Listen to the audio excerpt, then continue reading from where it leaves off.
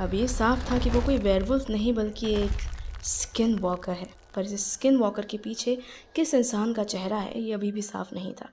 इधर mister bell Amelia के कहने पर अपने बचपन के उस वाक़ये को याद करने की कोशिश करने लगे जो कई राजों को दबाया था, पर इस कोशिश में वो बेहोश होने लग गए। Mister bell, Edgar. अमीलिया उस वक्त वहीं थी और वो फ़ौरन मिस्टर बेल को हॉस्पिटल लेकर गई। उस एक याद ने उनकी बहुत सारे राज समेट रखे थे, मसलन उनकी माँ की मौत, उनके पिता का अचानक गायब हो जाना और उनकी माँ के कत्ल का इल्ज़ाम खुद बेल के सर आ जाना। वो इस वक्त उसी याद में खोए हुए थे। एक पुराना बंद कमरा जिसके आगे से आती हुई वो फुसफुसाहट हमेशा उसे डरा देती थी।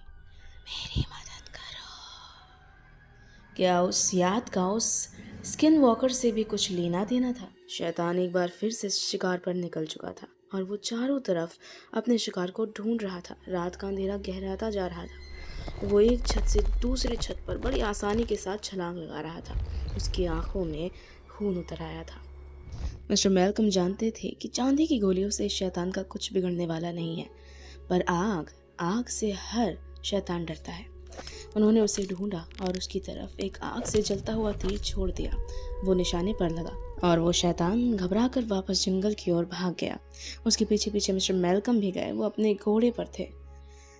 जंगल में बहुत अंधेरा और धुंध थी। वो आगे धुंध की एक चादर में जाकर कहीं गुम हो गया, इसलिए मिस्टर मैल्कम अपने घोड़े से नीचे उतरकर उसे ढूंढने लगे, पर उन्हें कोई अंदाज़ा नहीं था कि वो शैतान ठीक उनके पीछे ही है।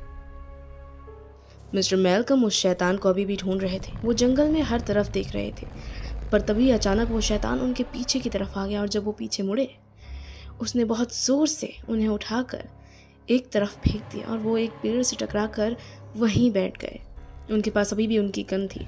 उन्होंने वो गन उठाई, निशाना बांधा और शैतान की तरफ गोली चलाई, पर इसका उस पर कोई असर नहीं हुआ। वो फिर भी आगे बढ़ता रहा और आगे बढ़ते बढ़ते बहुत करीब आ गया।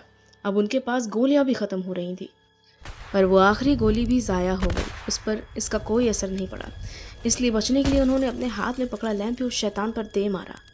इससे उसके शरीर पर आग लग गई और वो बचने के लिए भागने लगा और बीच जंगल में जाकर कहीं गायब हो गया। मिस्टर मैल्कम उसे ढूंढते रह गए। वो भागते हुए झील के किनारे तक पहुंच गए, पर उसका कहीं कोई अता पता नहीं था। अचानक ही वो न जाने कहाँ गायब हो गया। गांव में तबाही मचाने के बाद वो शैतान एक बार फिर गायब हो चुका था और मिस्टर मैल्कम उससे लड़ने की कोशिश में घायल हो गए थे। मैं एक बार फिर से वहां जाऊंगा, उस झील के पास। मैं उसे ढूंढना चाहता हूँ। कैसे ढूंढोगे तुम उसे? मिस्टर मैल्कम इरादों के पक्के थे और उन्होंने सोच लिया था वो उस शैतान को खत्म करके मानेंगे। इधर मिस्टर बेल को भी होश आ चुका था। मिस्टर मैल्कम उनसे मिलने गए थे। हेलो मिस्टर बेल, कैसे हो तुम? मैं अब ठीक हूँ। मेरी बहन ने तुम्हारे बारे में सब कुछ बताया। क्या ऐसा कुछ है जहाँ मैं तुम्हारी मदद कर सकता हूँ? मिस्टर बेल अपना ये राज सबसे छुपाते थे, वो याद जिसे वो एक बार भी देखना नहीं चाहते थे। इस बीच उनके पास एक रखी डायरी पर मैल्कम की नजर पड़ी। ये क्या है बेल? तुम काला जादू कर रहे हो? आखिर उस डायरी में ऐसा क्या लिखा था? तुम काला जादू करते हो? ये मेरी डायरी नहीं है। तो फिर किसकी है? ये तुम्हारे पास क्यों मिली? मुझे सच बताओ। ये मेरे पिता की है। वो ये करते थे मेरे बचपन में। तो अब वो कहाँ है? मुझे अपने बचपन की कोई बात याद नहीं है, पता नहीं क्यों। मैं याद करना चाहता हूँ। मिस्टर बेल को अपने बचपन की बहुत ही कम चीज़ें याद थीं। उन्हें अपनी माँ याद थी, पर उसके अलावा बाकी सब कुछ धुंधला था। शायद कोई गहरा ट्रॉमा था।